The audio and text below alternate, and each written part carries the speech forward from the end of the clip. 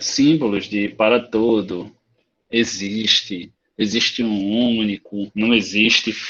Nos livros de matemática e também ouvir os professores falando, mas nunca foi de fato mencionado o significado de cada um deles para que pudessem fazer sentido nas frases matemáticas para que vocês pudessem de fato entender. Então, esse é o próximo passo da agenda. A gente já conseguiu definir a questão de pertinência, né? Sobre a ótica dado um conjunto, como é que eu me comporto com relação aos seus elementos. Já viu também a questão de interpretar a questão de subconjunto, se algo está ou não contido dentro de um conjunto maior. E agora aprender sobre a linguagem dos quantificadores e também, né, na aula de hoje, a parte de implicação e equivalência. Então, os tópicos que seriam da aula de hoje, eu botei aqui, sobre conjunto e relação de inclusão, quantificadores, implicação e equivalência, e propriedade de inclusão e conjunto das partes. Não sei se a gente vai conseguir chegar nesse, mas se não conseguir, a gente adianta. Então, a gente tem aqui um conjunto com 5 elementos, 6, 8, 9, 10 e 12. Então, um conjunto A com esses 5 elementos. E, primeiramente, a gente vai ler aqui 4 frasezinhas que já estão no português e a gente vai tentar interpretar cada uma delas. Quero que vocês me digam o que vocês acham que isso significa e a gente vai discutir caso a caso. O primeiro deles é: qualquer que seja o elemento de A, ele é um número natural. O que é que está dizendo nessa frase aqui? O que é que isso significa? Que fala que os elementos que estão contidos no conjunto A são naturais. Isso é uma repetição. Tente É explicar basicamente isso. isso. É o que te diz que todos os números que estão contidos neles são naturais. Tá? Que independente de qual número eu escolher, que esteja em A, vai ser natural. Independente de qualquer um que Ele esteja vai em A. atender a condição, né? Porque é um teste isso. Se eu testar ele para verificar se ele é ou não natural, ele vai passar nesse teste. Por isso que é o qualquer que seja. Em outras palavras, o que ele está dizendo é: se eu tivesse o saco A e eu meter a mão nesse saco e puxar uma bola lá de dentro, eu não preciso nem checar. Eu sei que essa bola vai ser um número natural. Tá? Esse qualquer que seja, ele tem um peso muito grande aí nessa frase, que é a de te dar a garantia de que todo mundo daquele conjunto vai atender a essa condição. Vai ser natural. Nesse momento, ser natural. O segundo: existe elemento de A que é um número par. Como é que eu interpreto isso aí?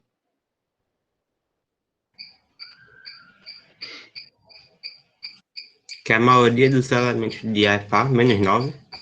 Não Seria posso isso? dizer maioria. Não está dizendo isso na frase, não. Uma parte. Ele está dizendo que existe somente. Ou seja, que tem. Exatamente. Mas ele não especificou. Exatamente.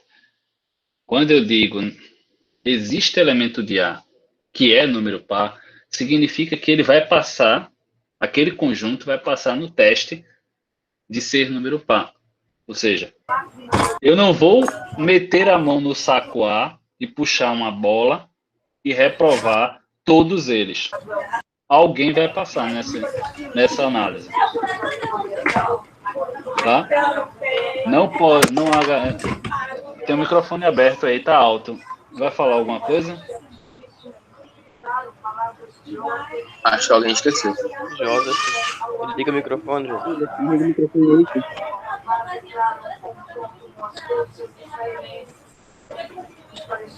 É o Joseph. Joseph, bota o microfone. Jojo. Pronto, desativei.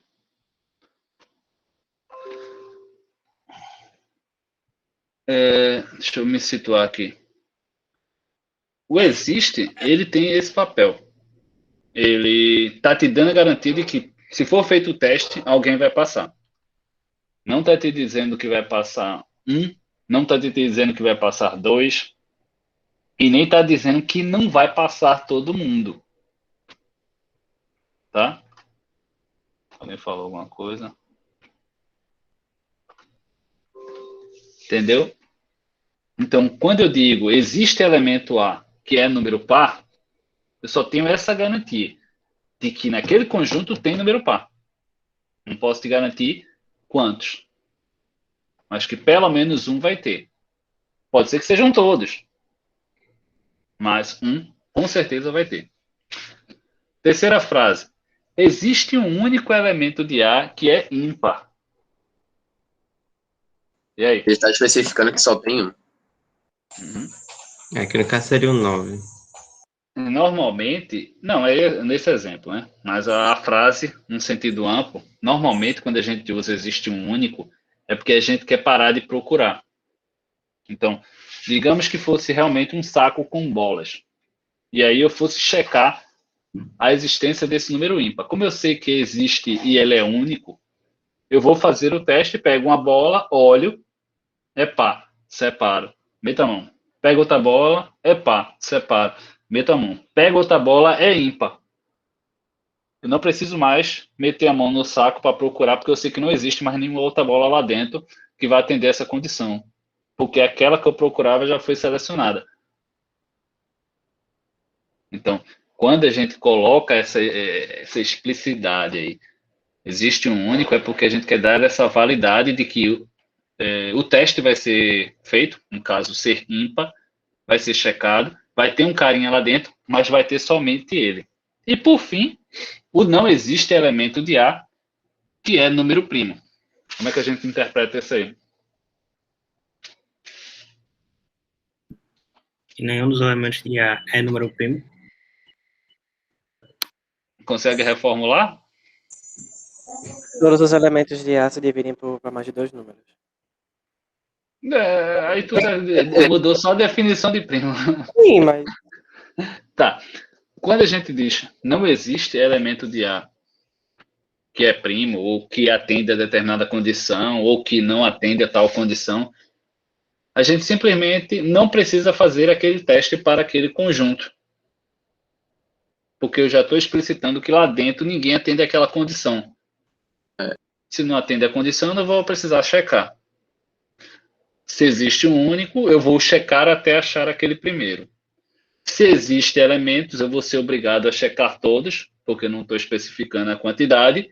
E quando eu digo qualquer que seja, eu também não vou precisar mais checar, porque eu sei que todos atendem. Então, cada uma dessas frases, ela dá uma condição sobre um dado conjunto.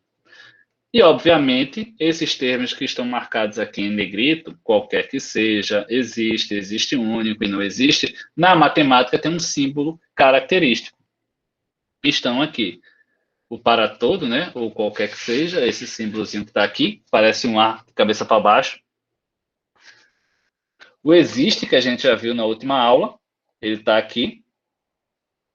O existe um único, esse existe com a barra ao lado dele, para deixar claro que é único.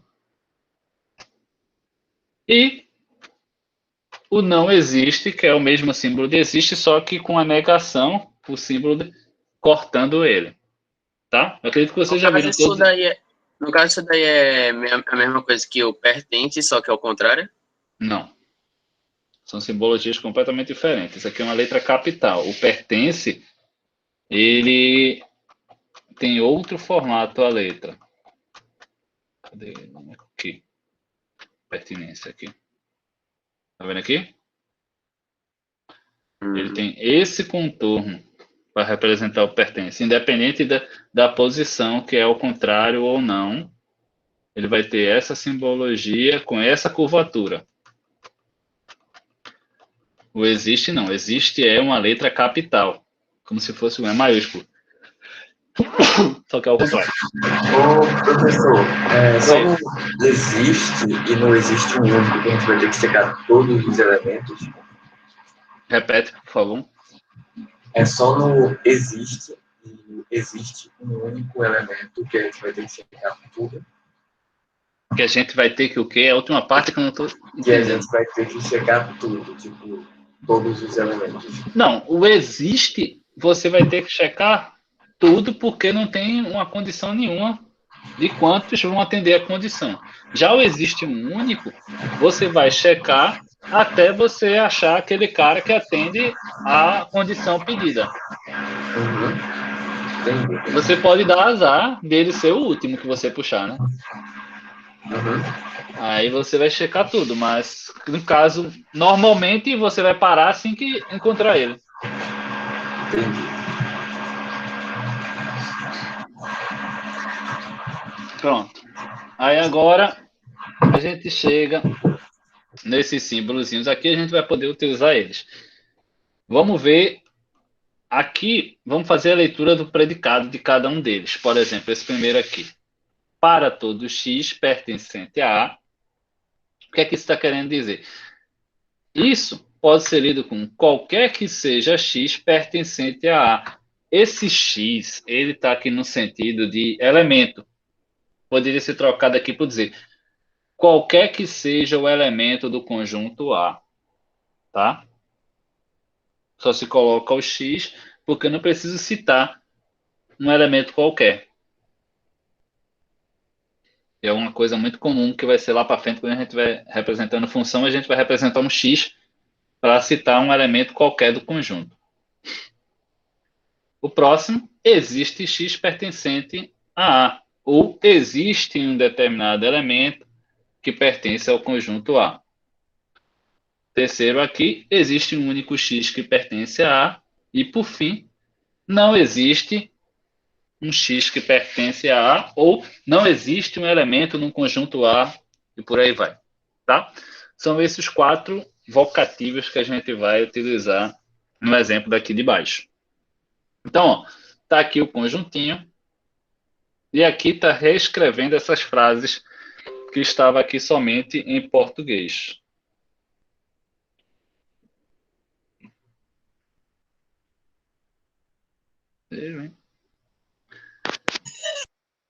Aí está aqui. Para todo x pertencente a A, x é natural. Quem pode ler essa frase aqui? O que é que está dizendo aqui? Qualquer elemento que seja pertence a A é natural. Uhum. É exatamente essa mesma frasezinha aqui. Ó. Qualquer que seja o elemento de A, ele é um número natural. A próxima, existe x pertencente a A. O que mais?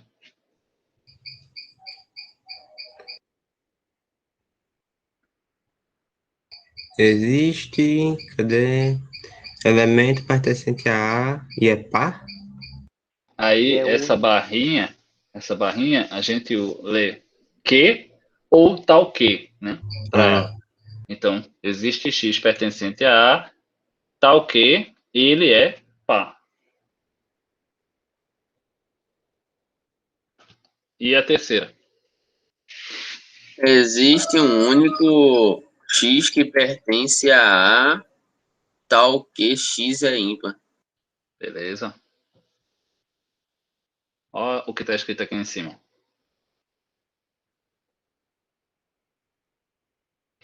Bem dentro do que você leu.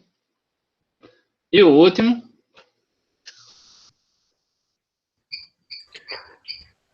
Não Não existe. existe. Ops. Não existe um x pertencente a A, tal que x é primo. Beleza.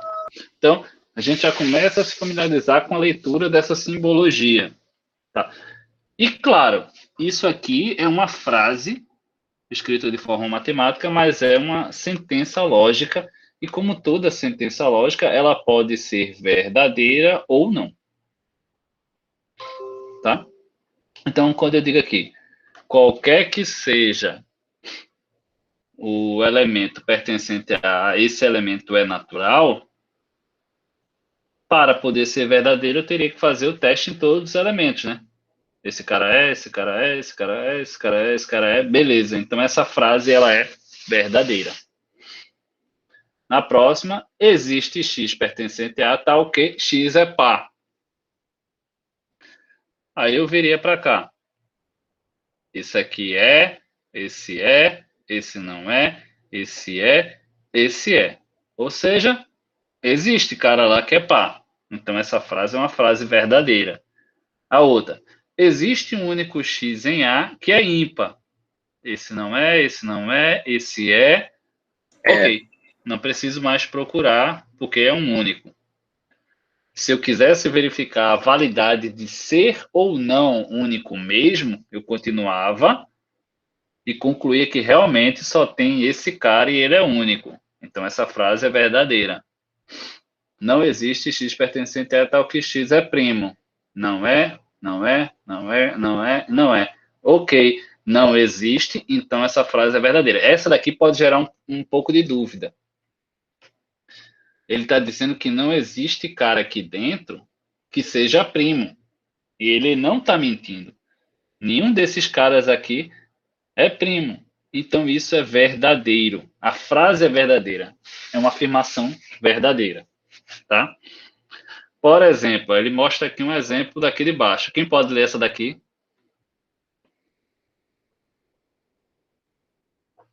Qual professor? Essa aqui que está com a mãozinha. Qualquer que seja pertencente a A, X é par. Certo. A frase foi lida correta. Ela é verdadeira? Não. Não. Não. Então essa É frase falsa. ela é falsa. Aí como é que eu vou justificar isso? A tarefa a gente pede para justificar. Para justificar é sobre o mesmo argumento lógico que você disse que essa frase era falsa. Ela é falsa porque você mentalmente olhou aqui para cima e viu: esse é par, esse é par, esse é ímpar. Opa, mas ele disse qualquer que seja. Então, se existe alguém aqui que não seja par, eu consigo dizer, pois 9 pertence a A e 9 não é par. Isso é uma justificativa para a frase ser falsa. Beleza? Beleza. Vamos para o próximo. Vamos falar agora das negações dessas frases. Por exemplo, eu posso olhar para cá e negar essa frase, se eu quiser. Então vamos aprender a negar. Vamos primeiro aprender não, né? Lembrar a sintaxe do português. Como é que eu nego a frase? Pedro gosta de sorvete, Pedro não gosta de sorvete. tá? Então eu tenho um sujeito e eu tenho uma qualidade, né? Predicativo, sei lá. Gostar de sorvete. E aí eu mudei a negação no predicativo. É basicamente a sintaxe que a gente vai adotar aqui. Por exemplo, a negação lógica de uma sentença do tipo para todo, X tem a propriedade P, ou seja, não está interessando o que está escrito. O que está interessando é a morfologia da frase matemática. Aqui está dito, qualquer que seja X tem a propriedade P. Então, para negar isso, eu vou trocar o para todo pelo existe, certo? Tal que X não tem a propriedade P, ou seja, eu estou pegando aqui a qualidade e estou negando a qualidade. Então eu fiz duas coisas. Eu tirei o qualquer que seja, substituí pelo existe, e peguei a condição que me foi dada, no caso, ter a propriedade P, e troquei por não ter a propriedade P. Então, a frasezinha aqui, ó. Todo sorvete é gostoso.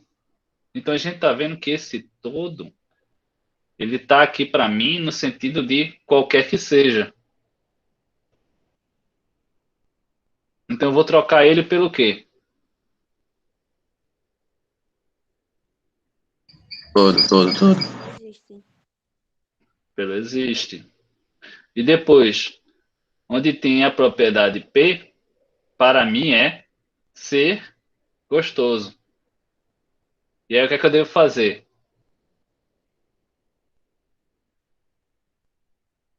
Negar. Que fica Não é gostoso. Então, existe sorvete que não é gostoso. Isso foi a negação se a minha frase é o todo. Aí eu volto para cá. Ah, tá. Para qualquer que seja o x pertencente a x é natural. Como é que eu negaria essa frase? Existe X pertencente a A que não é natural. Tá, ok. X não é natural. Beleza? Uma coisa que a gente precisa deixar claro é, se essa frase aqui, ela é verdadeira, a negação dela é falsa. Tá? Ok. Beleza? Sim. Peraí, como assim, professor? Pode repetir? Se essa frase aqui, ela tiver um valor lógico de verdade, negar ela faz com que a frase passe a ser falsa. Por exemplo, se eu cheguei aqui e disse que todo sorvete é gostoso, isso é verdadeiro. Todo sorvete é gostoso. Então a frase existe sorvete que não é gostoso é uma frase falsa. Por mais que eu possa escrever a negação, o valor lógico dessa frase vai ser falso. Vocês são de eletrônica, né?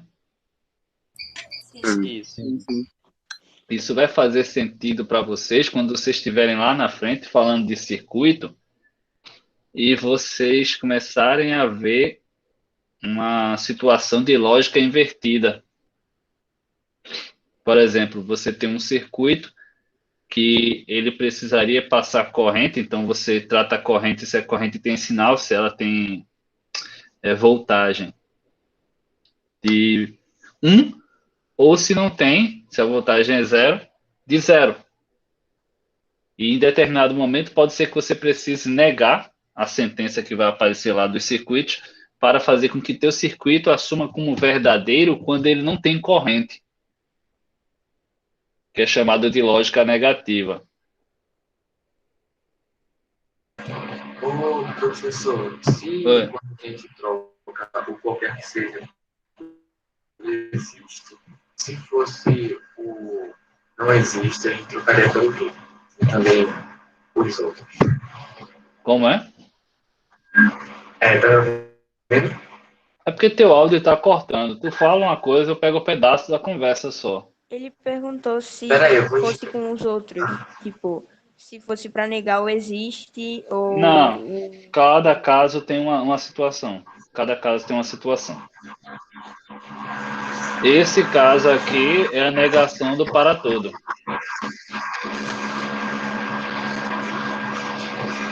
Eita.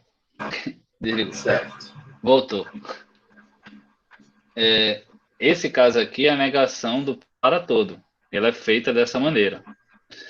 Quando eu vou negar... Tá. Desliga... Puta aí, Lu. Tem um microfone aí que está muito alto, eu não consigo formular uma linha de raciocínio. No caso aqui, quando eu estou negando o existe, a situação é parecida, só que quando eu vou negar o existe, aí eu tenho agora uma bifurcação.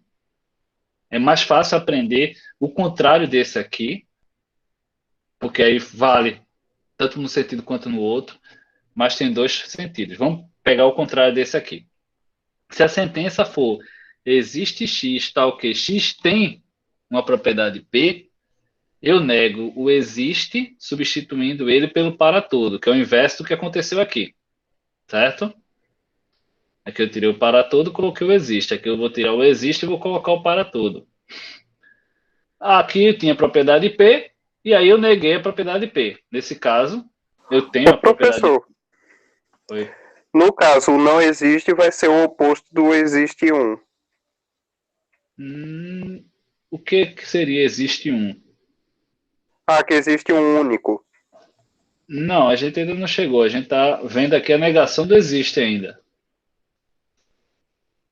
A gente falou da negação do para todo. Que é, Está fazendo agora a é para negação do tudo. existe. E tentando formular um comparativo com a negação do primeiro que a gente mencionou aqui. Entendeu? Não falou do não existe nem do existe um único não. Certo. Novamente. Aqui, quando eu neguei o para todo, eu substituí para todo por existe e neguei o predicado. Quando eu estou numa sentença que é de existe, eu vou trocar o existe pelo para todo e negar o predicado. É a mais fácil de se entender para o existe, que é o inverso do que a gente fez antes. Então, quando eu volto para cá, existe x pertencente a tal que x é par. Como é que eu negaria isso aqui?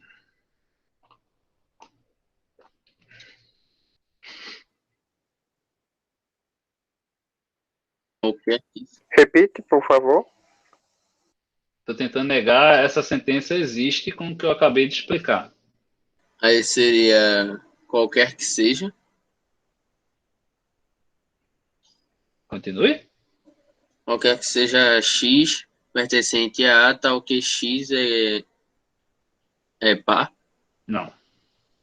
Não é par. X não é par. Ah, Você só fez trocar o existe pelo para todo, mas não trocou o predicado.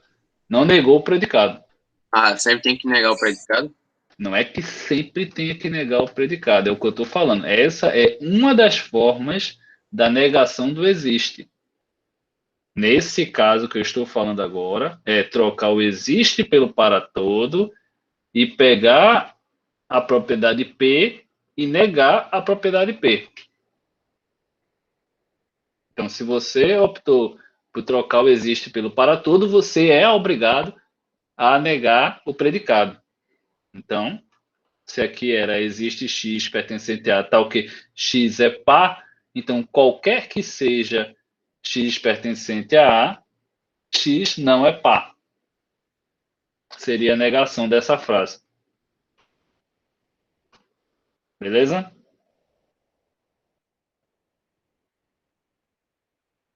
Beleza. Agora, quem seria a outra opção para negação do existe? A outra opção é essa aqui, ó. Não existe.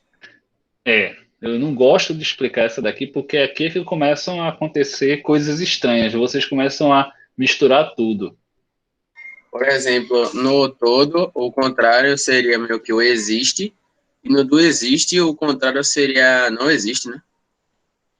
Não é que seja por conta de ser o contrário. É porque, assim, quando você aprende que negar o para todo é o existe, aí fica natural você negar o existe com o para todo. Até porque quando você faz a mesma coisa no predicado, aqui era para todo, tem predicado P. Então você troca o existe e nega o predicado, que é a mesma coisa aqui. Trocou o existe pelo para todo e negou o predicado. É exatamente a mesma coisa. Você só troca a simbologia e nega a afirmação. Então é muito óbvio e muito rápido. Mas nesse caso aí do não existe. Aí quando você vai para o caso não existe, aí você simplesmente tira o símbolo de existe, coloca o não existe e não encosta no predicado. Tá vendo que é o mesmo Entendi. predicado aqui? Aqui, ó, existe x, tal que x tem propriedade P.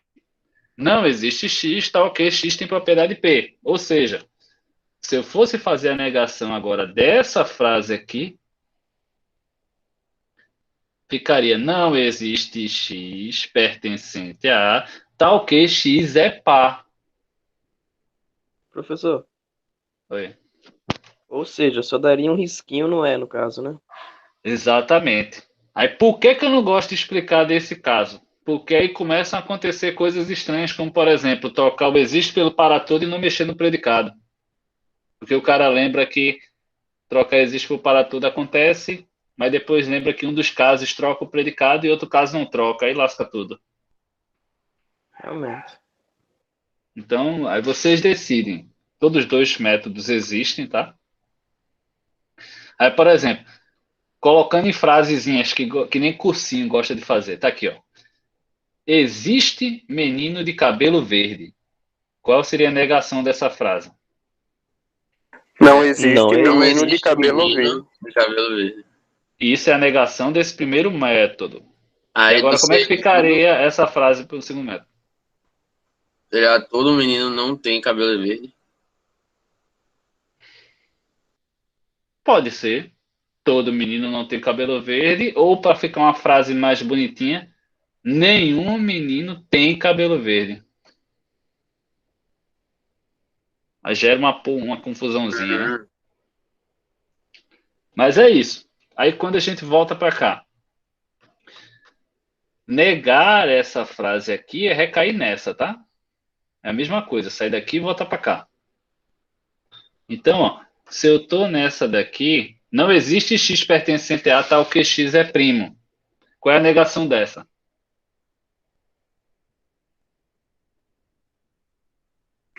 Existe X pertencente a A, que X é primo. Exatamente. Quando é não existe, é a mesma coisa que afirmar, né? Negar duas vezes é o famoso eu não sou viciado. Negou duas vezes, afirmou. E aí? E esse último aqui? Existe um único x pertencente a A, tal que x é ímpar.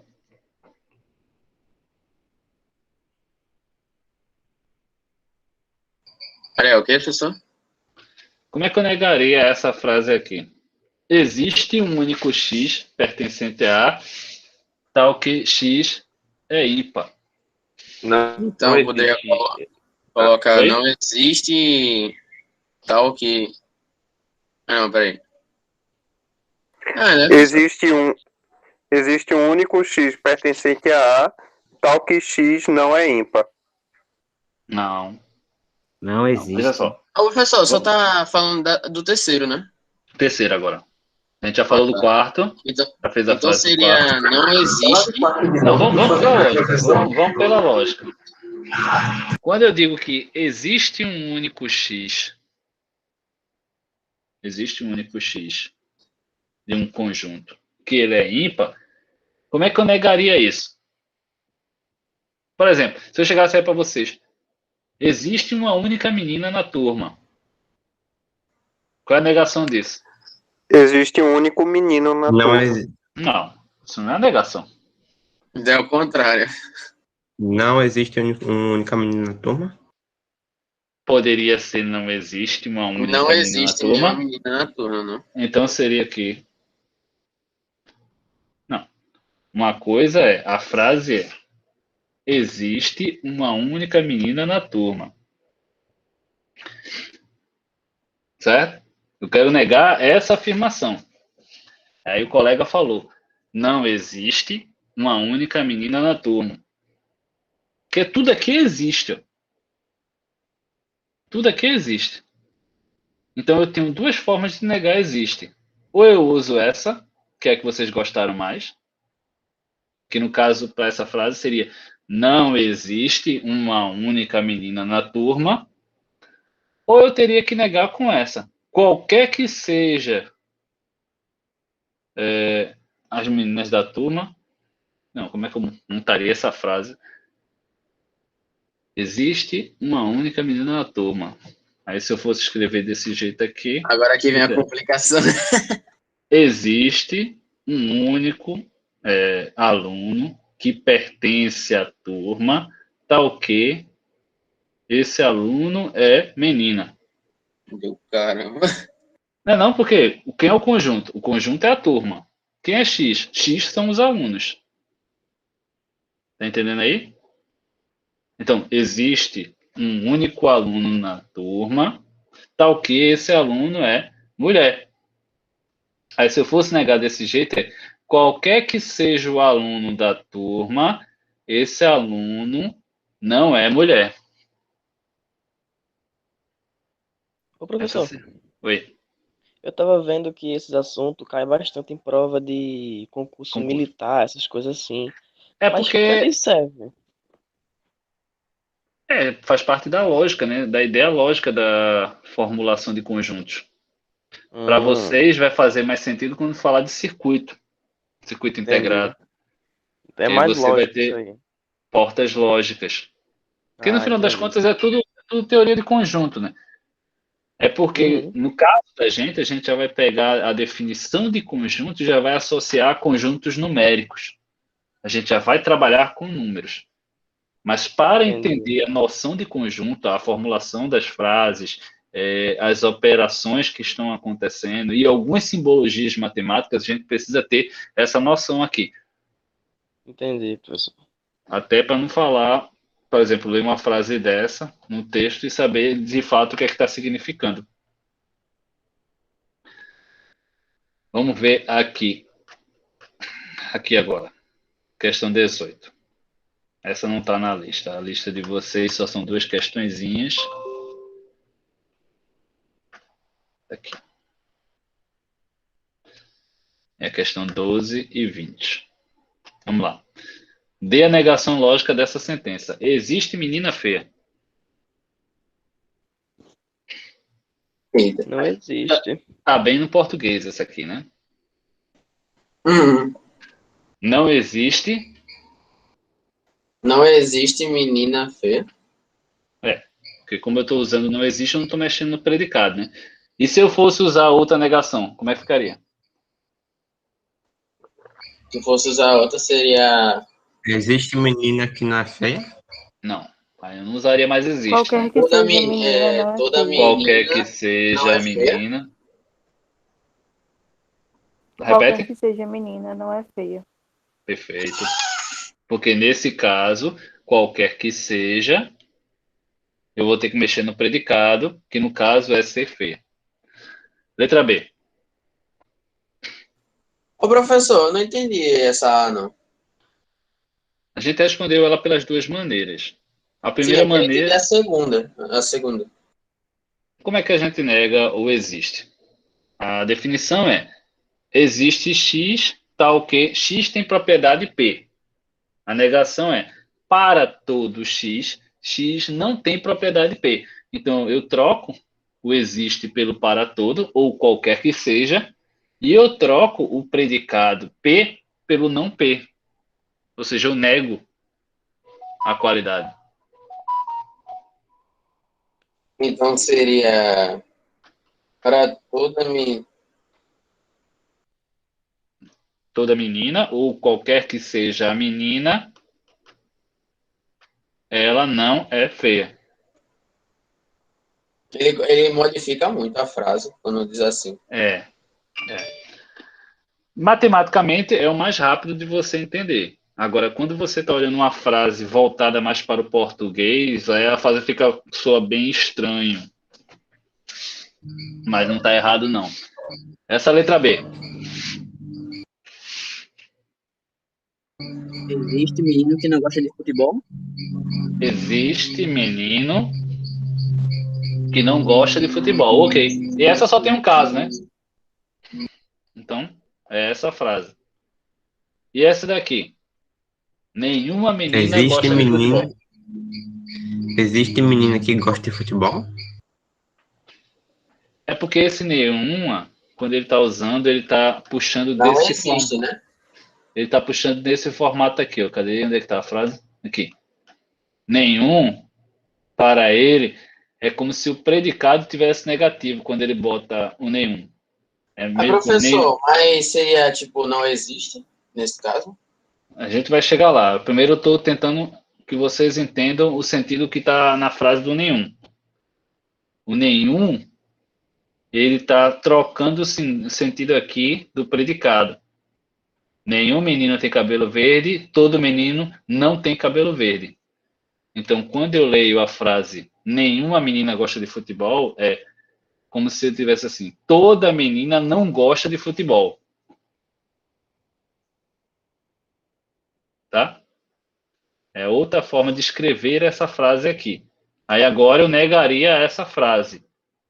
Qual é a negação de toda menina não gosta de futebol? Toda menina gosta de futebol. Não posso negar toda com toda. Nenhuma. Existe menina que gosta de Existe futebol? menina que não que gosta, né? Que gosta, porque como eu falei, toda menina não gosta. Então existe menina que gosta. Beleza. E esse aqui, tudo que é bom engorda.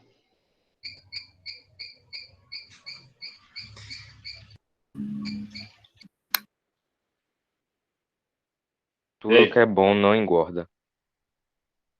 Tudo tá no sentido de para todo, né? Aí. Então a negação de para Nada todo que é bom existe. engorda. Oi? Não. A negação de para todo, tudo aí está no sentido de para todo. Ou seja, qualquer que seja, vamos chamar assim comida, qualquer que seja a comida, qualquer que seja a comida boa, ela engorda. Tá? Então está no sentido de para todo esse tudo aí. E como é que eu nego o para todo? Nem toda comida que é boa engorda? Poderia trocar pelo não, existe, né? A professora, existe. eu diria não existe. Negar o para todo é com existe, né? Ah, então seria existe Comida boa. Seria uma forma. existe comida boa que não engorda. Não engorda. Ah, é que tem que trocar, né? Uhum. Vai levar um tempinho até que vocês se habituem a quem ou o que deve trocar. Professor, qual é o símbolo do para todo? Para todo é o A, cabeça para baixo. Isso buga muito a mim. Não, mas é só questão de costume, pô. Tudo É meio hipocrisia, porque lógica não é tão lógica. Ah, é lógica, é bem lógico. Mas tem que se acostumar com a simbologia. O ruim é que tem que colocar alguma coisa que combine com a frase, né? Às vezes. Não, é quando você está querendo puxar para o lado do português, né? Quando você está querendo que a frase ela tenha um sentido, como posso dizer assim, mais musicado para você entender o que está se falando. Mas quando você tenta puxar a frase mais para os símbolos da matemática, aí fica mais fácil de você fazer a negação. Então, ó. Aí agora a gente... Mas onde é que eu aprendo essa lógica daí? Hã? Além desse livro, onde é que eu aprendo essa lógica daí? Rapaz, tem que ser livro de lógica mesmo, porque mesmo os livros que são de conjuntos, ele normalmente não fala desses quantificadores. Dificilmente fala. Mas eu coloquei aqui na sala, deixa eu botar aqui, 2 vídeos no YouTube para ajudar a entender. Aqui, ó, sobre implicação e equivalência, e uma aula sobre existe para todo. Um videozinho que eu peguei lá no YouTube, a galera pediu para eu colocar, eu coloquei ali. Aí vocês já assistem esse vídeo, são vídeos curtos de 18 minutos, 15 minutos, para entender um pouco mais sobre a diferença. Oi. Mas em relação à sua atividade, as questões teriam que justificar o porquê? Sim, né? Sempre, todas elas. Todas as atividades que o senhor passa de cada assunto. Exatamente. Se as questões elas são bobas, é porque o foco é mais na explicação do que necessariamente no cálculo, né? Quando a questão ela é difícil, o professor está querendo avaliar se você sabe ou não resolver. Quando a questão ela é fácil, significa que eu estou querendo é que você explique o passo a passo do porquê tua linha de raciocínio. Principalmente em questões desse tipo aqui que são de lógica, né? Vamos adiantar, porque senão não vai dar tempo, não. Vamos falar de implicação e equivalência, que são esses 2 símbolos aqui, ó. Primeiro, o de implicação, que é essa seta num sentido fechado. E a equivalência, que é essa de cá, que é uma seta que tem 2 sentidos. E como é que a gente trabalha isso? Isso vocês normalmente já usam. Vocês viram o professor colocar no quadro e assumiram isso na vida de vocês na hora que vocês vão fazer as continhas. É assim que normalmente vocês ligam uma conta na outra. É com esses símbolos aqui. E muitas vezes você escreve esses símbolos de forma errada. E aqui está o motivo pelo qual esses símbolos têm um significado. Esse primeiro, que é a implicação, a gente pode ler A implica em B, ou pode ler se A, então B. Ou normalmente, como a gente gosta de ler também, se A acontece, então B acontece. Já o de baixo, que é equivalência, a gente pode ver que uma seta tem dois sentidos, ele está deixando essas duas coisas como se tivessem o mesmo patamar. Então, ou eu leio A é equivalente a B, ou A se e somente se B. Tá? Em que momento é que eu vou usar cada uma dessas? Aqui no texto a gente já começa a ver duas equações. Ó. Sendo x um número inteiro que pode ser positivo, nulo ou negativo, temos que x é igual a 2. Implica que x ao quadrado é igual a 4. E a outra, x mais 1 é igual a 8. É equivalente a x é igual a 7. Então. Não entendi nada, mano. Aqui só está assim, o símbolo, né? Então, nesse primeiro aqui, esse símbolo de implicação, o que é que eu preciso verificar para saber se isso aqui é verdadeiro ou não? Eu preciso assumir essa ordem que está acontecendo aqui. Ó. A seta está para o lado de cá. Então, eu vou assumir que... Oi. Esse 7 e esse 8 fazem parte da conta? Não. Esse 7 e 8 é só a ordem de explicação. Agora eu vou entender melhor. Pronto, aqui, ó. Ele vem daqui, ó. 3, 4, 5 e 6. Que era o exemplo de subconjunto. Parou no 6. Aí, ele vem 7 e 8 aqui. Que são exemplos. Ele lista os exemplos, porque pode ser que no meio do texto aqui ele diga assim, lá no exemplo 7. Aí o exemplo 7 é esse aqui. Eu pensava que fazia parte da conta. Não. Como eu disse, x igual a 2 implica x ao quadrado igual a 4. Como é que a gente verifica isso? Para saber se é verdadeiro ou se é falso. Eu olho de onde está partindo a seta, no caso de x igual a 2. Então, eu assumo x igual a 2 como verdade. Ou seja, x de fato é 2. Se x é 2, aí eu vou e substituo agora ele no segundo lado aqui da minha conta. 2 ao quadrado. 2 ao quadrado é 4. Então, ok. Por eu assumir que x era igual a 2, eu consegui concluir que x ao quadrado é exatamente 4. Tá? Se... Eu não entendi esse primeiro, não. Tá, vamos lá. Você está vendo essa setinha aqui? Essa setinha está determinando a ordem. Qual é a ordem que ele está fazendo aqui? Só para a direita? Exatamente. Como eu falei, para poder verificar isso aqui, eu preciso assumir esse primeiro lado como verdade. No caso, x igual a 2.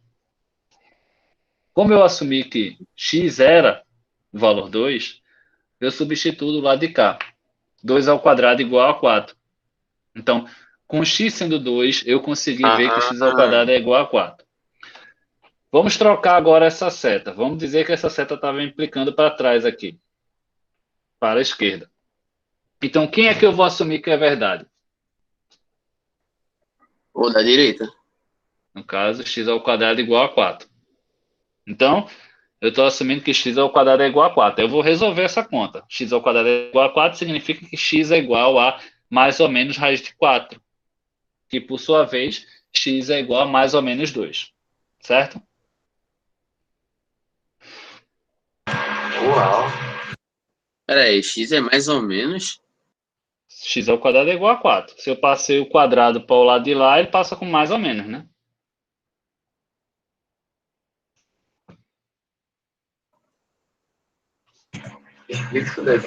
Acho que eu buguei um pouco. Nesse mais ou menos. Estou falando isso aqui, ó.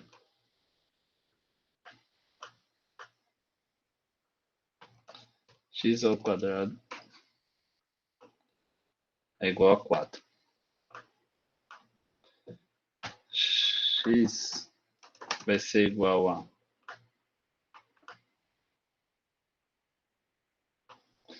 mais ou menos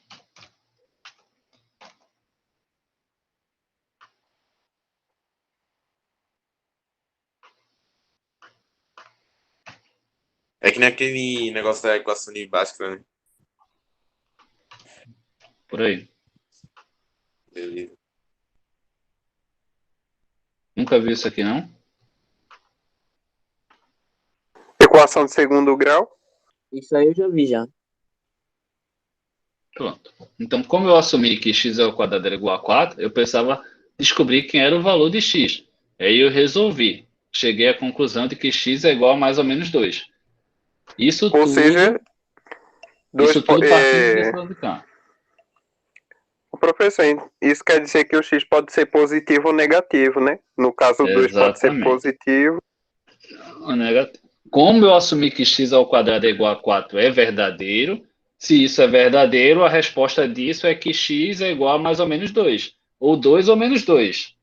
Aí eu vou e olho para onde a seta estava apontando, que era para cá. E ele estava dizendo que x é igual a 2, que é falso. Ele precisaria ter dito do lado de cá, x é igual a 2 ou menos 2 para ser verdadeiro. Que é o que ele está dizendo aqui embaixo. Note que x ao quadrado é igual a 4, não podemos tirar a conclusão de que x é igual a 2, porque poderíamos ter x igual a menos 2. Assim, x ao quadrado é igual a 4 não implica em x igual a 2. Isso significa que se a seta estivesse para a esquerda, seria falso. Ou eu teria que escrever com um símbolo cortando. Então seria do jeito meio que que... Seria estar dizendo que, no caso da esquerda, se x é igual a 2, então eu teria que dizer que x é igual a menos 2? Não. O que aconteceu aqui foi o exemplo voltando, que é outra coisa. A seta estava saindo daqui para cá. Foi o exemplo que a gente estava falando agora. A seta saindo deste lado para este, como está aqui, eu já tinha explicado. Que é quando eu assumo que x é igual a 2 é verdade. Eu estou assumindo que isso é verdade. Aí eu vou e substituir nesse de cá. 2 ao quadrado. E aí eu concluí que era 4. Então, realmente, aqui, nesse sentido, o resultado bate. Esse cálculo que eu fiz aqui foi o exemplo que eu usei para poder explicar o que não estava sendo entendido, que era se essa seta estivesse saindo deste lado para este lado. Isso aqui.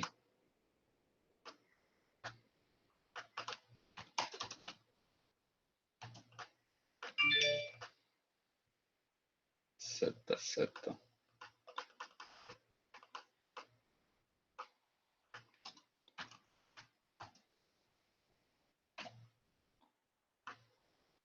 Isso aqui. Aquilo que a gente estava falando é esse caso aqui. Se x ao quadrado igual a 4, implica em x igual a 2. E isso é falso. Se situaram aí? Mais ou menos. O resultado deu x igual a mais ou menos 2, porque nessa situação aqui, quem eu assumi como verdade foi isso daqui. E por eu ter assumido isso aqui como verdade, eu tive que calcular isso aqui. E aí eu cheguei a essa conclusão aqui. E quando eu cheguei nessa conclusão, aí eu comparei ao que estava do outro lado da seta. E vi que era diferente.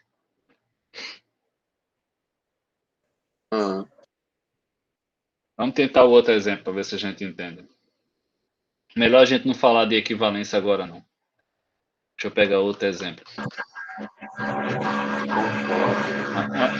Aqui, por exemplo, esse caso aqui. X igual a 10 implica x ao quadrado igual a 100. Quem é que eu tenho que assumir como verdade? X igual a Onde é que tá o seu mouse, professor, que eu não tô vendo? Oi? Aqui. Ah, tá, Vamos tá. ver. Quem é que eu tenho que assumir como verdade? Você tá X dizendo igual a que 10. o x igual a 10. É que tá meio longe, eu acho que é um igual ali. Deixa eu aumentar. Ah, X igual a 10.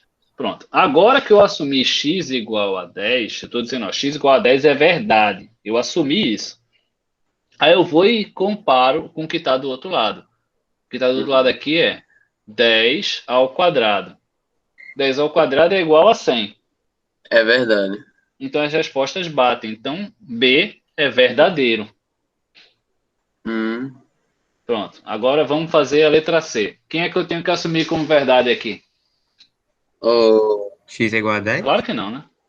O x X ao é ao quadrado dá quadrado 100. igual a Onde 6. olhe para a seta. Olhe para a seta. A seta está apontando para onde? É porque nem dá pra ver direito, professor. Tá capô. Ai, bisonho, agora. Agora tá melhor.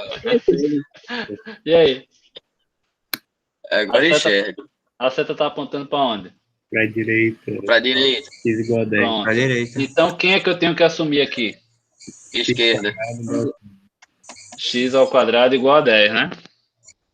Pô, igual a 100. Oxi. X ao quadrado igual a 100. Como eu estou dizendo que isso aqui é verdadeiro, como aqui é uma equação, eu vou ter que calcular. Eu vou ter que calcular. Provar isso colocando x ao quadrado do outro lado, né? Não. Eu vou ter que Vai fazer a raiz desenvolver isso quadrada aqui. de 100. Aí vai ficar aqui, x é igual a mais ou menos a raiz de 100. E dá o quê? Vai dar 10. Mais ou menos 10. Mais ou menos 10. E aí eu vou comparar isso com o que está do outro lado da seta. E aí? Então é falso. Falso, porque lá está dizendo que é somente 10. E não é somente 10. Tanto 10 quanto menos 10, o resultado vai dar ao quadrado vai dar 100. Então, C é falso. Essa é a brincadeira quando a gente está verificando a equivalência. Eu pego o que está antes da seta, assumo como verdade. Quando ele é simples desse jeito aqui, é uma igualdade direta, x igual a 10, e aqui é elaborado, então eu substituo esse valor aqui e calculo. Quando o que eu estou assumindo como verdade é que é elaborado, como está acontecendo aqui, eu vou ter que resolver isso aqui descobrindo quem é x. E depois comparar do outro lado. Ô professor, por que é mais ou menos 10? Porque está ao quadrado, né? O número que está ao quadrado, ele perde o sinal. Se você colocasse ali menos 10 ao quadrado, vai dar 100. Se você colocar 10 ao quadrado, vai dar 100. Então, se o número x ao quadrado dá 100, esse número pode ser positivo se ele só vai dar 100? Claro que não, né? Quanto é que é menos 10 vezes menos 10? É, 100. Então pode ser negativo. Aqui ele entendi, mano. Aqui ele está verificando todos os casos e não simplesmente aquele caso que dá certo. Obviamente, para x igual a 10 isso dá certo. Mas a questão aqui é, somente para x igual a 10 dá certo? Isso não é verdade. Aí vamos voltar para cá. Pronto. E a equivalência? A equivalência é mais delicado. Porque a equivalência, se você reparar direitinho aqui, tem duas setas. Estão vendo? Sim, sim. Ela está indo num sentido e no outro. O que quer dizer que você vai ter que fazer essa mesma conta nos dois sentidos. Vou pegar essa equação e colocar lá para a gente ver. X mais 1 é igual a 8, é equivalente a x igual a 7. Vai ficar aqui, ó. X mais 1 é igual a 8. É equivalente a x é igual a 7. Deixa eu só confirmar. É isso mesmo. Pronto. Então, para resolver isso aqui, Eu vou testar num sentido e depois no outro. Vamos primeiro na ida. O sentido de ida fica x mais 1 é igual a 8. Implica que x é igual a 7. Estão vendo aqui? Eu só estou pegando o sentido saindo daqui e indo para cá. Estão vendo? Sim. Pronto. Quem é que eu estou assumindo aqui como verdade?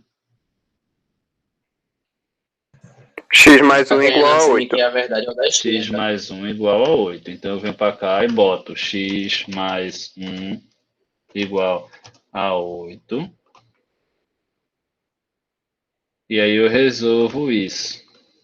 Vai 8 menos 1. Que vai dar x igual a 7. E aí eu comparo com o que está do outro lado da igualdade. E aí? Verdadeiro ou falso? Verdadeiro. Então eu boto aqui. Verdadeiro. Verdadeiro. Aí agora eu vou fazer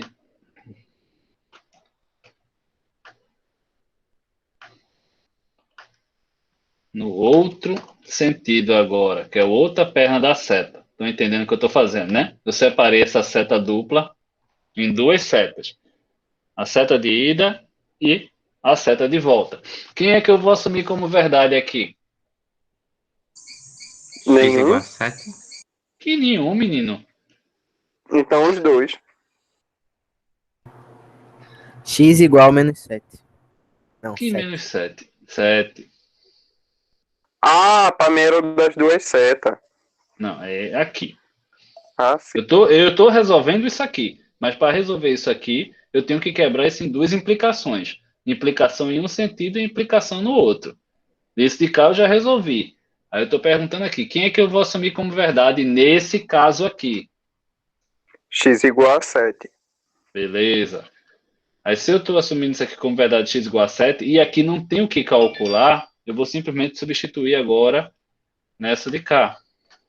Então vai ficar x mais 1 igual a 8. Ah, eu acho que eu entendi nesse lado aí. Eu acho. 7 mais 1 igual a 8. E aqui embaixo, 8 igual a 8. Como a igualdade se deu, Entendi.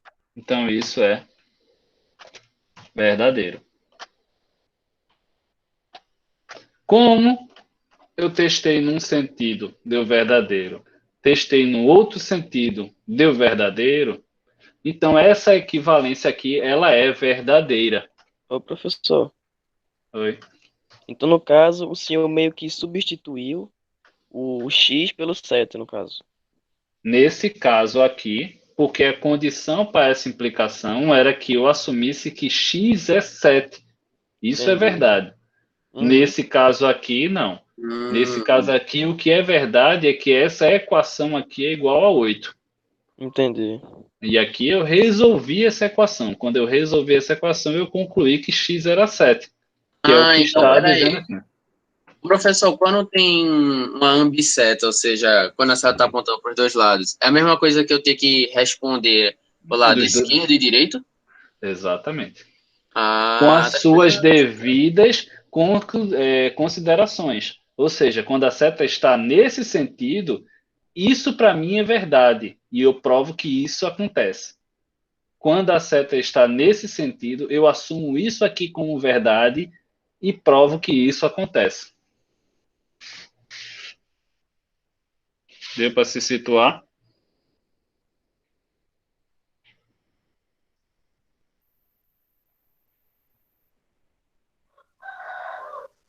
De boa esse assunto. Tá? Pronto. Se um desses tivesse dado falso, eu diria que eles não são equivalentes. E aí eu usaria esse símbolo aqui, ó. não são equivalentes. Assim como, quando eu fiz esse caso aqui, e eu concluí que era x igual a mais ou menos 2, então esse símbolo aqui não implica. Acho que não tem. Não implica. Ele não implica porque, quando eu assumi isso aqui como verdade e calculei, o resultado deu x igual a mais ou menos 2. E não x igual a 2. Se não deu igual, quer dizer que essa implicação é falsa ou não implica. Quando eu estou colocando a notação não implica, agora essa sentença é verdadeira. Então, professor, significa que sempre que o lado da seta, por exemplo, quem está apontando para quem é que vai ser calculado, né? Não é que vai ser calculado. Às vezes você não tem o que calcular. Como, por exemplo, isso aqui. Esse de cá, eu vou assumir isso como verdade. Mas eu não tenho o que calcular aqui. Porque x é igual a 7. Então, o que é que eu posso fazer com isso? É substituir aqui. E aí, quando eu substituo, dá uma igualdade. Já nesse caso aqui, não. Nesse caso, eu estou assumindo... Obrigatório da igualdade? Se for para ser verdadeiro, sim. Se eu estou aqui testando, substituir esse valor aqui, tem que dar o mesmo valor.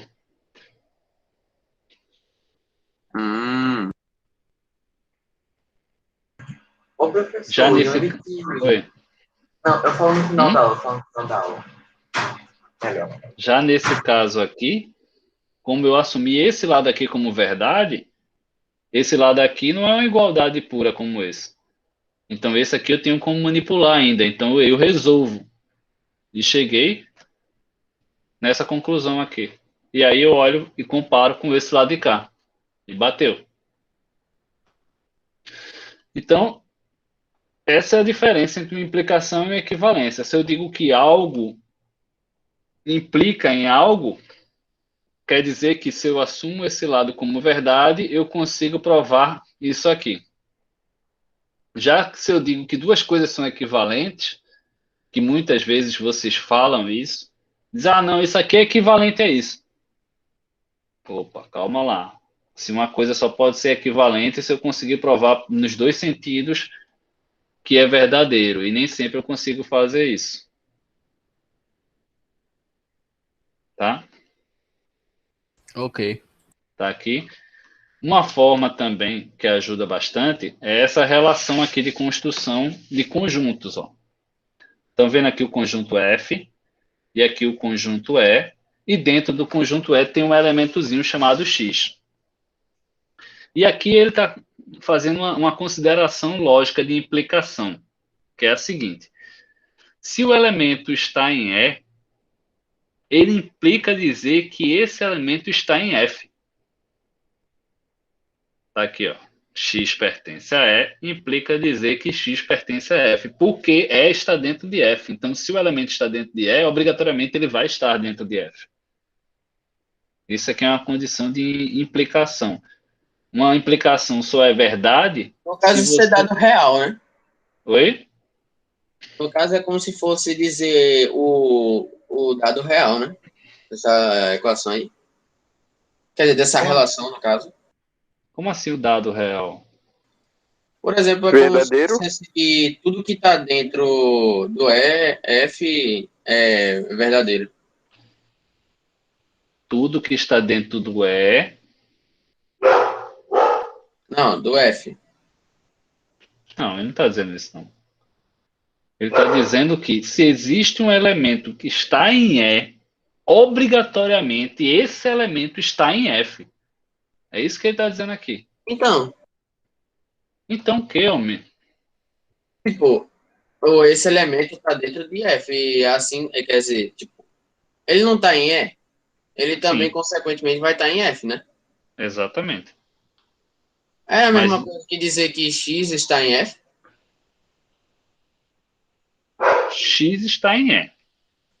Isso é um fato. X está em E é um fato, não é a mesma coisa. Isso é fato, X está em E. Só que quando eu sei que X está em E, e eu sei que E é subconjunto de F, implica dizer que se o elemento estiver em E, ele obrigatoriamente está em F. Isso é uma conclusão.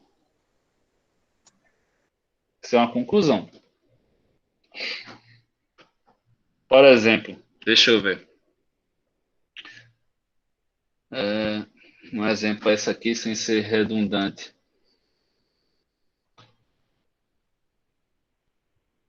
Imagina que F é um saco de bolas.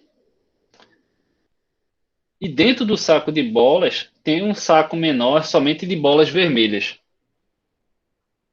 Se eu tenho uma bola que ela é vermelha e ela está dentro desse saco interno, obrigatoriamente essa bola vermelha está dentro do saco de bolas F. Ou seja, seria um saco dentro de um saco? Sim. A ideia do subconjunto. Esse saco é, né? Aí, para poder representar isso, eu teria que colocar o E entre dois, né? Como assim, entre dois? Entre duas chaves. Ah, você fala na lista. Sim. Sim. Se é um subconjunto. Sim. Mas a gente vai chegar lá ainda. Vai ser definido como conjunto das partes isso. Outro caso que é equivalente de implicação lógica é esse aqui, ó. Eu tenho o mesmo conjunto F aqui. Dentro de F tem o subconjunto E. E a afirmação é um elemento aqui que está fora do conjunto F. E a conclusão é o seguinte: se esse elemento está fora do conjunto F, implica dizer que esse mesmo elemento também está fora do conjunto E. Consegue perceber isso aqui? Sim. Tá? Então, É o essa que, daqui pessoal? eu falei que eu tenho um conjunto F e dentro de F eu tenho um conjunto E. E tem um elementozinho aqui que ele está fora do conjunto F. E a conclusão aqui é que implica dizer que se esse cara está fora de F, obrigatoriamente esse elemento está fora de E. Também, no caso. Uhum. São as duas conclusões que são ditas óbvias, né? A primeira delas é se o elemento está dentro de E, obrigatoriamente ele também está dentro de F. Então, eu estou partindo de interno para o externo. Já aqui, se esse elemento está fora de F, obrigatoriamente ele está fora do interno, que é E. Aí, isso pode ser escrito dessa maneira aqui, ó. A implica em B, ou não B implica em não A. O que é A e o que é B aqui para a gente? A é X pertencer a E. B é X pertencer a F. Quando ele está dizendo aqui A implica em B, significa dizer o elemento está em E, implica o elemento está em F. Quando a gente lê isso aqui, B não era X pertencer a F, então não B significa dizer X não pertencer a F, que implica X não pertencer a E. Essas duas verdades, né? Que isso aqui é verdadeiro e isso aqui é verdadeiro. Eles são equivalentes. Então, falar desta maneira é a mesma coisa que falar desta outra maneira. Isso são duas verdades óbvias na lógica que a gente usa muito para poder resolver questões. Então, negar uma condição desse jeito, às vezes é mais fácil resolver isso do que isso, ou vice-versa, dependendo do problema. Por exemplo, aqui, ó. Olha um exemplo para essa frase aqui. A implica em B. Então, X é baiano. Implica que X é brasileiro. Isso é verdadeiro? Pronto. Então, é essa condição aqui. A implica em B. Aí eu vou negar isso aqui. Para eu negar isso aqui, o que é que eu tenho que fazer? Eu tenho que trocar a posição entre A e B. Ó. E aí eu nego. Então, se X não é brasileiro, implica dizer que X não é baiano? Sim. Sim. Tá? Então, essas duas assertivas aqui, com relação a esse conjunto, elas são sempre verdadeiras. Se essa primeira for verdadeira, essa segunda, obrigatoriamente, ela é verdadeira. E isso pode ser lido em notação de conjunto dessa maneira. Ó. Quando eu estou falando aqui X é baiano, implica que X é brasileiro. Em outras palavras, eu estou dizendo isso aqui. Ó. A está contido em B, ou seja, o conjunto de baiano está contido dentro do conjunto de brasileiros. Que é equivalente... A garganta falhou já. Que é equivalente a dizer que qualquer que seja o elemento, se X pertencer ao conjunto A, que no caso o conjunto é o conjunto de baianos, implica dizer que esse elemento pertence ao conjunto de brasileiros. É o que está escrito nessa frasezinha aqui em cima. Ou A igual a B, ou seja, o conjunto A igual ao conjunto B, é equivalente a dizer que A está contido em B e B está contido em A. Isso aqui é só uma relação de se os dois conjuntos forem iguais, né? Como a gente viu lá na parte de igualdade de conjuntos aqui. Ó. A é igual a B se somente se A está contido em B e B está contido em A. Exemplo. Ah, não, isso aqui é exemplo de classificação. Eu não avancei para essa parte aqui com o resto da turma, então não vou avançar com vocês também não, para não dar, até porque a questão só vai até o 20 aqui, é 12 a 20 que vocês vão fazer. Eu não vou explicar essa parte, porque senão vou ficar devendo isso aqui para outra turma. Então, deixa eu voltar aqui, o começo Ô, professor, agora que eu percebi essa questão 20 aí, a resposta já é justificativa, no caso. Nem sempre. Aqui, a primeira é só uma frase, a resposta. Já a segunda, não. Que se pode concluir a respeito de um aluno não gostar de poesia, tem uma explicação. E a terceira também. Aí eu teria que justificar na hora que eu responder? Você vai explicar a sua linha de raciocínio. Então, ó, na próxima aula, a gente vai falar das propriedades de inclusão, conjunto da parte, interseção e união, e diferença e complementar. E com isso, as 3 primeiras semanas do curso, a gente fechou o capítulo de conjuntos e lógica, né? As operações de conjuntos e a noção de lógica, que é uma parte introdutória, é bem bobinha, mas é necessário, porque para fundamentar os símbolos e as operações que a gente vai usar aqui. E precisa estar bem nessa parte para entender bem essa parte de cá. A primeira parte é só definição de conjuntos, tudo isso aqui vocês já viram, então vai ser só falar a mesma coisa. O mais importante mesmo aqui é a comparação de números reais, a questão de notação de intervalo, porque vai ser muito importante, e saber representar intervalos faz parte de entender bem na equação lá na frente. Propriedade de desigualdade, um começo de inequação e a ideia de módulo de um número. Saindo daqui, vendo essa primeira e essa segunda parte bem, entendendo bem esses 2 primeiros capítulos, vocês vão conseguir fazer o capítulo de função do primeiro e segundo grau tranquilamente. Agora, se falhar aqui, não entender a parte de intervalos direito, não tem jeito não.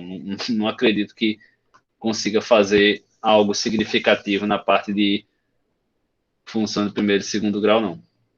Peraí, você não entendeu o que o senhor disse? Hã? Não entendeu o que o senhor disse?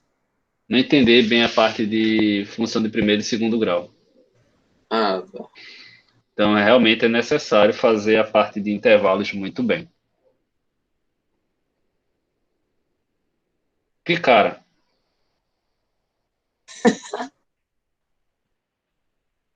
Esse cara que escreveu esse livro, Manuel Paiva, tem vários outros. O livro do Manuel Paiva, ele divide volume 1, 2, 3, 4 e 5. Ele divide o conteúdo do ensino médio em 5 partes. Por isso que ele é um bom livro. Um livro melhorzinho do que esse seria a coleção Fundamentos da Matemática Elemental, volume 1, que é a parte de conjuntos, eu acredito, conjunto e função. Aí tem muitos exercícios. Deixa eu mostrar aqui para vocês. Talvez eu consiga esse livro na internet. Eu boto lá. Fundamentos da Matemática Elementar. Volume 1, PDF. Será que é aqui? Tem disponível? E 147, rapaz. Tem. Ó. Esse livro aqui é muito bom.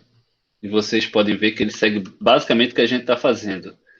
Só que ele primeiro parte da parte de proposição, negação, conexão lógica, tautologia, proposição logicamente falsa, relação de implicação, relação de equivalência, sentença aberta, quantificadores, negação de proposição. Então, assim, ele é muito mais lógico nessa parte de cá, para só então ele começar a descrever o que é um elemento, o que é pertinência, descrição de conjunto, conjunto unitário, conjunto universo, conjuntos iguais, subconjuntos.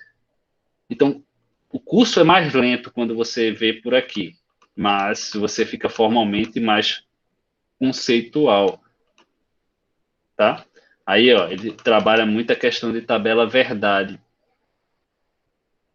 que é, por exemplo, essa tabela verdade aqui é para verificar uma proposição. Aí, uma proposição pode ser qualquer sentença, tipo, o céu é azul. Se o céu é azul, essa sentença ela pode ser verdadeira ou falsa. É o que está dizendo aqui. E aqui esse tiozinho na frente da proposição é negação da proposição. Então, se essa proposição ela for verdadeira, a negação dela obrigatoriamente tem que ser falsa.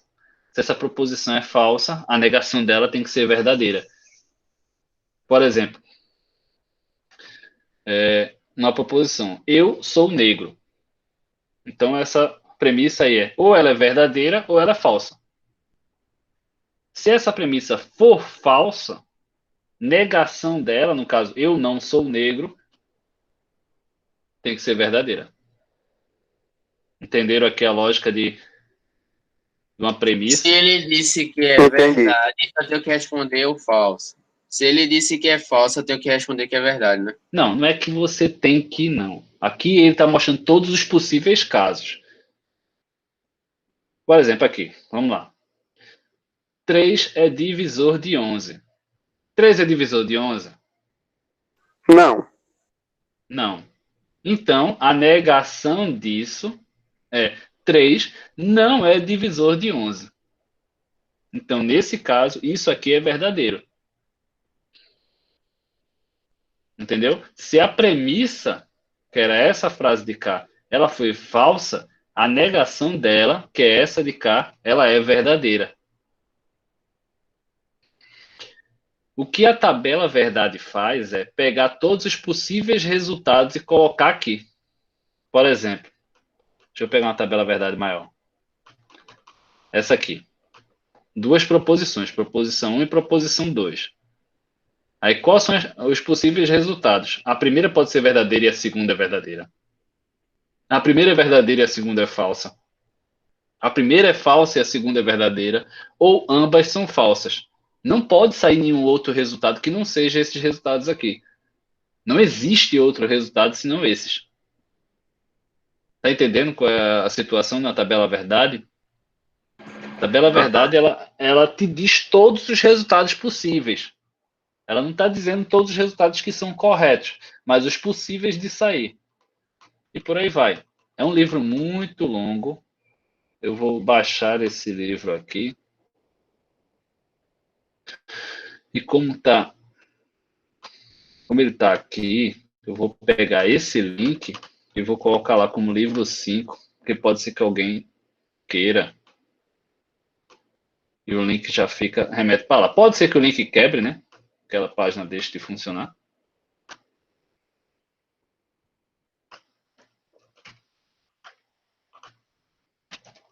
Livro 5. Fundamentos da temática.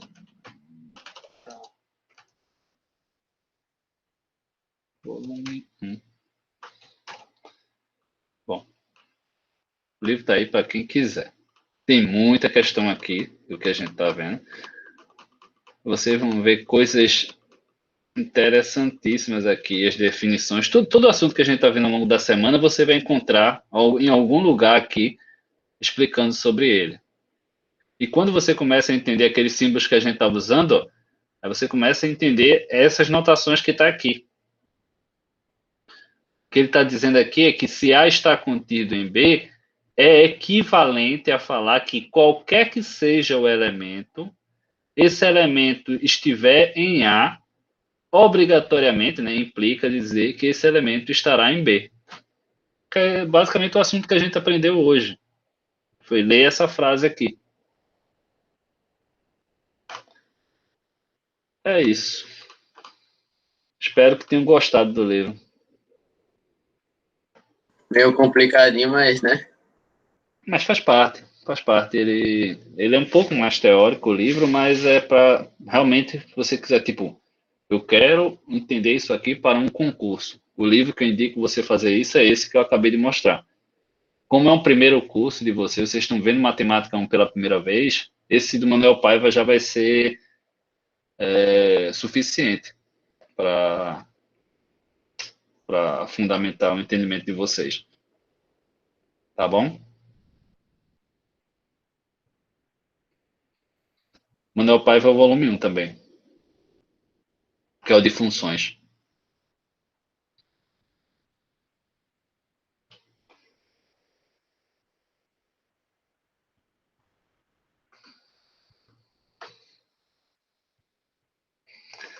Não, devo atualizar o crack primeiro. Ah! Não escutei essa, não. Professor, tem um canal muito bom, como eu esqueci o nome agora, que ele dá uns crack de Windows muito bom, professor. Pega lá, professor. Tá gravado. Eu já tenho, pô. Ah, então. É porque tá dando erro, então, de licença do Porque Windows. É porque meu computador é viciado. Viciado. Só Eu fica também tô craqueando já. É tão Vai. complicado que o computador já viciou. Pois é. É porque esse crack, eu acho que ele só dura um ano. É um crack daqueles que é baseado no calendário. Mas pera aí o que você vai fazer agora pra poder craquear de novo? É só rodar o programa novamente e ele entende mais um ano. Oh, é Stonks. Ei, professor, dá o tutorial disso daí pra todo mundo aí do grupo. Já fizeram pra mim, não foi eu que fiz, não. Ah, pai. É hacker? Se eu quiser fazer esse tutorial, eu tô aceitando, hein, professor? Eu agradeço. Tá bom. Jesus, hein? Vai. Até mais pra vocês. Eita, eu nem Só tem Alguém ensina ela aí. duas questões. Quero ver se quem é que vai ficar sem entregar essa semana. Mas é pra quando, professor? Domingo, é? Antes, né? Tá aqui. É o É pra duas questões, né, professor? Aham. A tarefa tá pro dia 23. É isso mesmo. Domingo até meia-noite. Vixe. É tranquilo. Vocês vão se situar.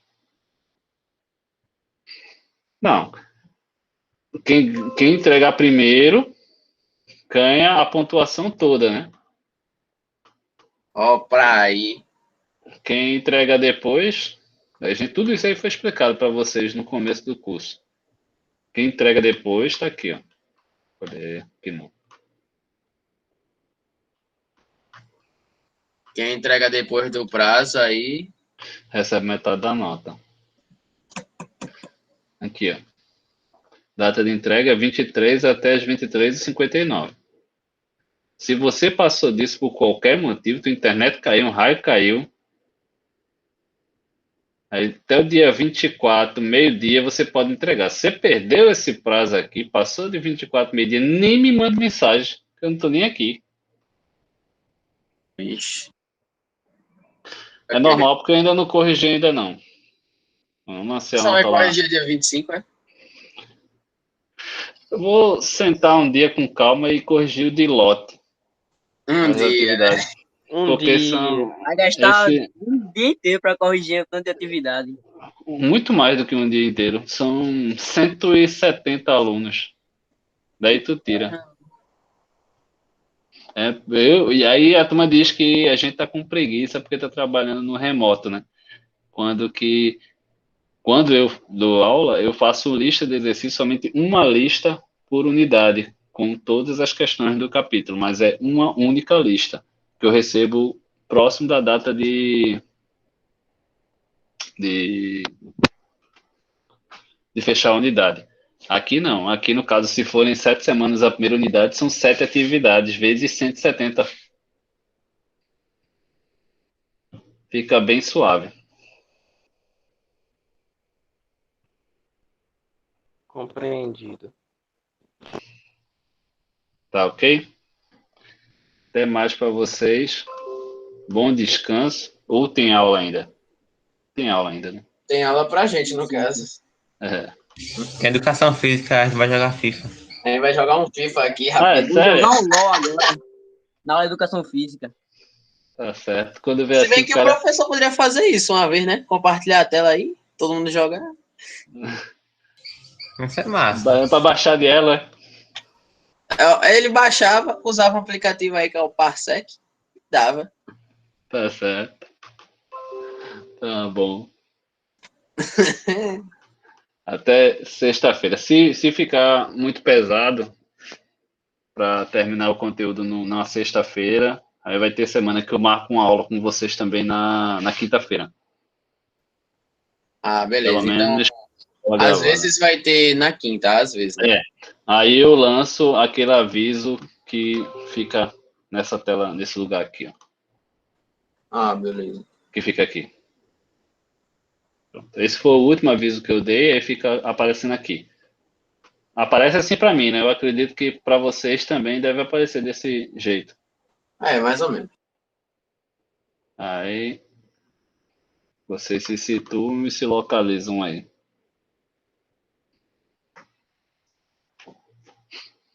Tá ok? Até mais a todos.